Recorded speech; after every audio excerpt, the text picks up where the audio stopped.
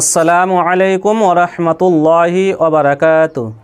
আলহামদুলিল্লাহি রাব্বিল আলামিন ওয়াল আকিবাতু লিল মুত্তাকিন ওয়াস সালাতু ওয়াস সালামু আলা সাইয়্যিদিল মুরসালিন।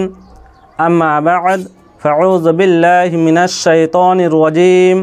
বিসমিল্লাহির রহমানির রহিম। সুপ্রিয় দর্শক মণ্ডলী, আজকে আপনাদের সামনে খুব সুন্দর একটি দোয়া নিয়ে উপস্থিত হয়েছি। এমন একটি দোয়া যে দোয়াটির মধ্যে 4টি কালিমা রয়েছে, 4টি বাক্য রয়েছে এবং হাদিস শরীফের মধ্যে বলা হয়েছে এই 4টি কালিমা সারা সকাল ইবাদতের চেয়ে ওজনে ভারী। আপনি সারা সকাল যে ইবাদত করবেন, সে ইবাদত করে যে নেকি অর্জন করবেন তার চেয়েও বেশি নেকি পাবেন এই 4টি কালিমা যদি আপনি পাঠ করেন। তাহলে কালিমাগুলো আপনাদেরকে 3 বার করে পাঠ করতে হবে, এরকম নয় যে শুধু একবার পাঠ করতে হবে। আমি কালিমাগুলো বলবো কয়েকবার করে, যাতে আপনাদের মুখস্থ করতে কালিমাগুলো খুব সহজ হয়, আসান হয়। তো আপনারা অবশ্যই ভিডিওটিকে শুরু থেকে শেষ পর্যন্ত দেখবেন এবং এই কালিমাগুলো শেখার চেষ্টা করবেন ইনশাআল্লাহ। সুবহানাল্লাহি সুবহানাল্লাহি সুবহানাল্লাহি ওয়া বিহামদিহি ওয়া বিহামদিহি وبحمده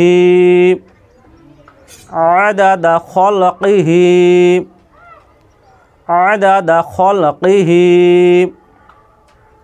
عدد خلقه ورضا نفسه ورضا نفسه ورضا نفسه وزينة عرشه